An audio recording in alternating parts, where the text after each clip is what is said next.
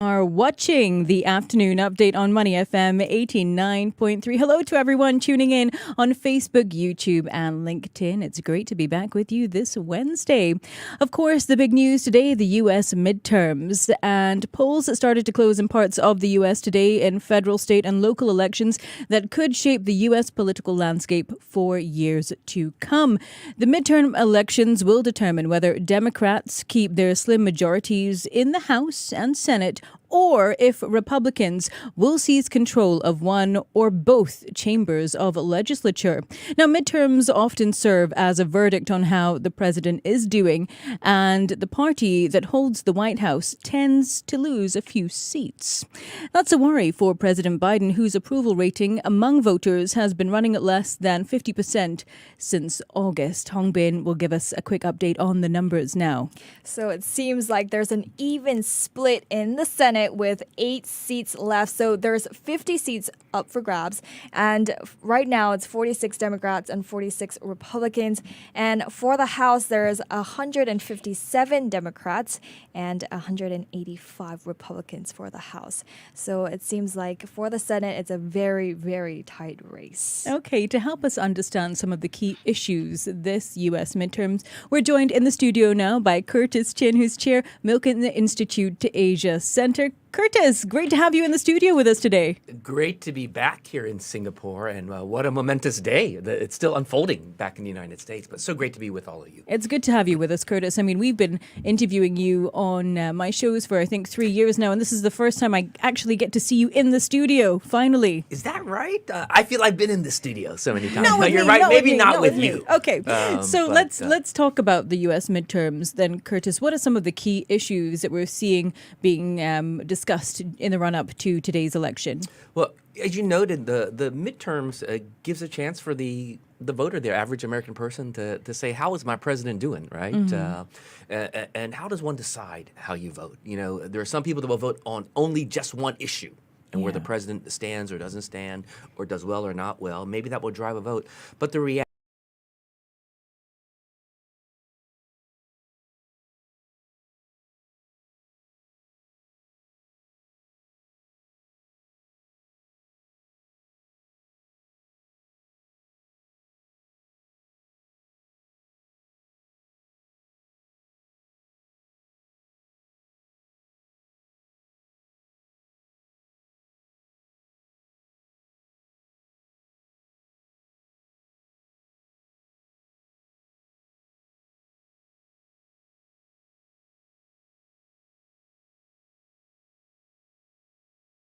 Inflation. worries about recession, worry about prices going up, worries about crime, and then also some people, worried about issues like abortion.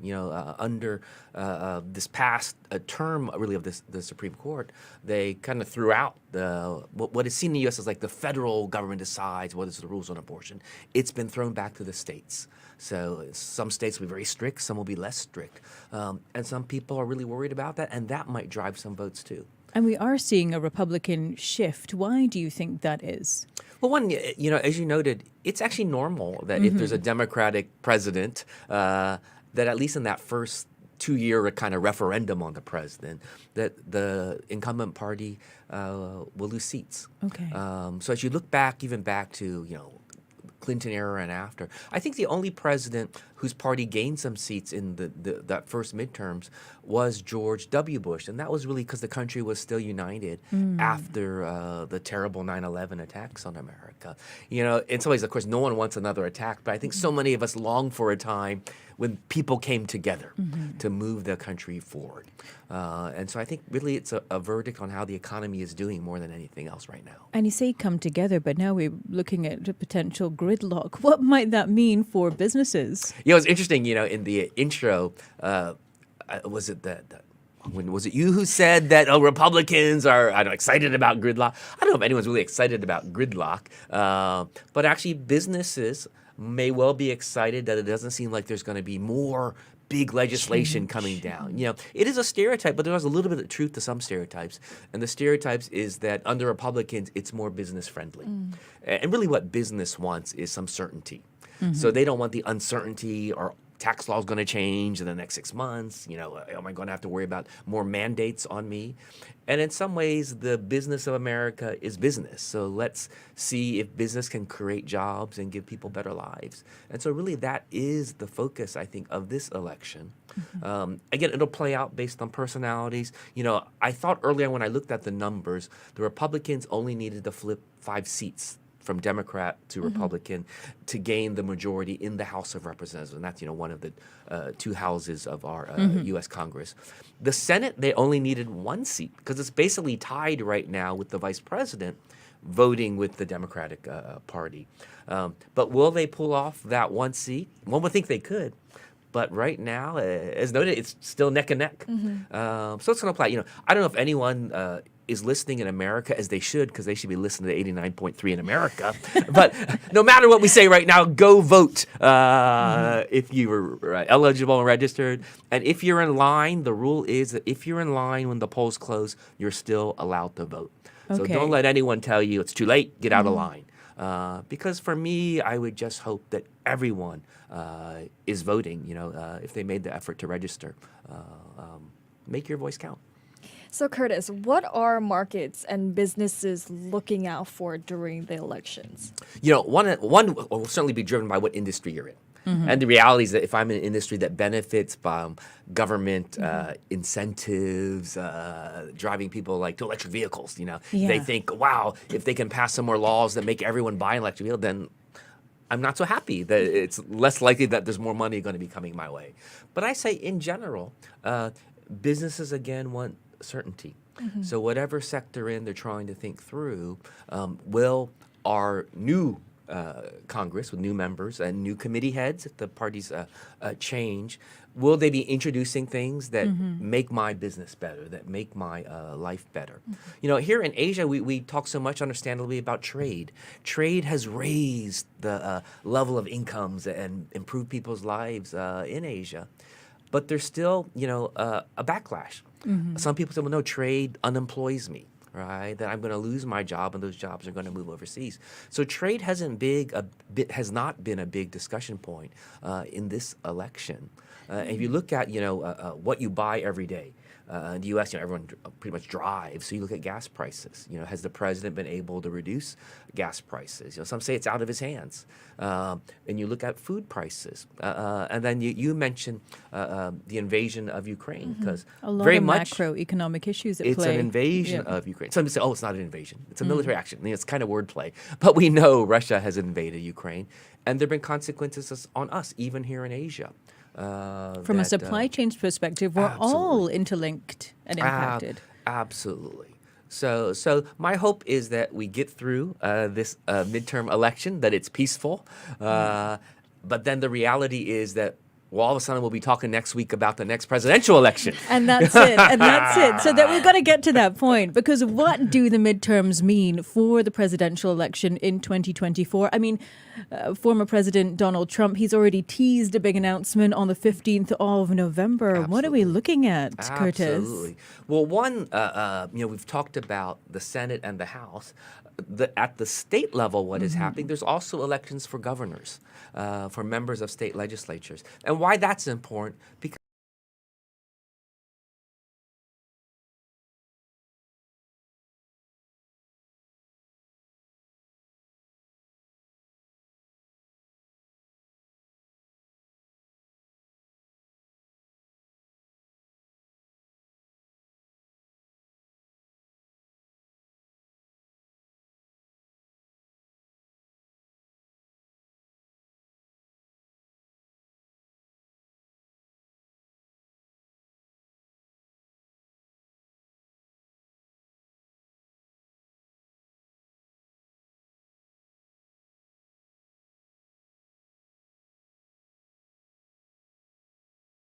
election effort. And some people are saying he is the key rival should former President Trump decide to run again. So that gives DeSantis even more of a strong base should he decide to run. And then if you're President Biden, you see what's happening and you're thinking, well, should I just live on my legacy, which is I defeated Donald Trump, no matter what Trump says. I defeated him. And so I'm going to leave. Or is it like, no, I was the only one that could defeat him last time. I'm going to run again. So it'll be interesting. That's going to be what plays out over this, really, I'd say, next year as Democrats and Republicans are jockeying to see, well, if it's not Trump, and maybe it won't be Biden, could it be me, that next president? And it's going to be those key issues following through to the presidential elections, as you mentioned, recession, inflation, crime. Absolutely. And for some of the social issues, like abortion. Yes. And so it'll be interesting because then it goes back to the state by state level. And in some states, of course, it's much more important, let's say crime, than in another state, right? So I was looking at some of what were seen to be close races, but then they didn't prove so close. Maybe as wishful thinking, some people were saying that, for the first time in a decade plus, maybe we'll have another New York Republican governor because crime is such an issue in New York City. But I believe the incumbent governor, she pulled it off, and she's been reelected. But clearly all this will continue to play out as people try and jockey. Just last week when I was here in Singapore, I saw Nikki Haley was also in Singapore, a former South Carolina governor, former Trump UN ambassador to the UN, and some people said she's running. So it'll be interesting to see how all this works out. And would she be the first Asian American president? Not Kamala Harris, but maybe it's Nikki Haley. Who knows? So it's going to be a fascinating election no matter who's running. That's right. Now let's take a step back and talk about why you're here in Singapore today. You're on your way to the G20 and the B20. What are you focused on at the moment? Yeah, so it's part of my role as, I guess, new chair of the Milk. Congratulations Thank again. you so much. So honored, and I think my success is partially been because of Singapore. I love Singapore, because if you think of why is the Milk Institute even here? So this is a nonprofit, nonpartisan think tank that's really about, helping people think through meaningful lives, more prosperous lives. And you do that by, we believe, greater access to healthcare, greater access to capital, greater access to education. And the Singapore government has been such a great partner with us. We just had, Rachel, we just had our first Summit? full-scale Asia Summit after 2 years. Everyone from like Henry Golding and Liv Golding and J.J. Lin, they were all there, as well as the titans of finance, right? And so we, Milk, can convene a lot of these big events, but also we're involved in much smaller events. And one of them is on the sidelines of the G20, which is this huge gathering of the 20 largest economies in the world, in Bali, in Indonesia. And we, the Milk Institute, are hosting a small roundtable on environment, social, and governance standards. So sometimes people will hear that buzz. Not even a word, a buzz abbreviation of ESG. Exactly. Right? COP27, All this alphabet yes. soup. COP27, this Conference of Parties in Egypt. And so it's really trying to bring, again, together people from government, from civil society, and from business to think about how do we move things forward. So I'm actually en route to Bali, and then I got to jump right back on a plane to come back to wonderful Singapore, because next week we have the Bloomberg New Economy Forum That's right. here. And Michael Bloomberg is going to be in town. Oh, even more interesting, not that we don't love the mayor, Michael Bloomberg, but even more interesting, I saw for the G20, and the business part is called the B20, that Elon Musk is supposed to speak. So I'm still trying to figure out, is he just like on a big screen, or I'm sure he's got a jet. Is he jetting in the Bali? Because he's got a lot on his hands. So, but then I'll fly right out of Singapore because, the world's eyes are really on Southeast Asia. I'll fly to Bangkok, where it is the APEC Summit. And that's a Asia Pacific Economic Cooperation group. And so for me as an American, I feel that President Biden, and this is not necessarily a good thing, has like an unforced error is the phrase I'm using, where he is, to his credit, going to Cambodia for the ASEAN Summit, then flying on to Bali for the big G20 Summit, but he's skipping out on the APEC Summit. And I'm like, he could stay 2 more days. Vice President Harris will go in his place. But, the optics are, if Xi Jinping is in Bangkok, if Putin is in Bangkok, if Jokowi is in Bangkok, if the leaders of Singapore are, why couldn't Biden stay 2 more days? And the official statement is that he wants to go to his granddaughter's wedding, which is great, put family first. But maybe, government leaders are like, well, you are president. Can't you balance that out? So, the U.S. will be represented, of course, in APEC. But for me, if part of the business story we're always talking about is, are we ceding the region to China? well, then get engaged and get involved, and half the battle is sometimes showing up. So all of that's playing out, I think, in the next 11 days. So the eyes of the world will be on Southeast Asia. Non-stop. Well, Curtis, thank you so much for taking the time to join us in the studio today. It's always an absolute pleasure to speak with you. Wonderful to be here. Thank you. We've been speaking with Curtis Chin. He is the chair for the Milken Institute Asia Center right here on Money FM 89.3. Thank you to all of you who joined us on social media. Tune into your radio now. We've got a great, wonderful show lined up. What's happening in your world? What's current? What's to come? In news, at the top and 30 minutes past the hour, and anytime it breaks. Money FM 89.3. Stay ahead.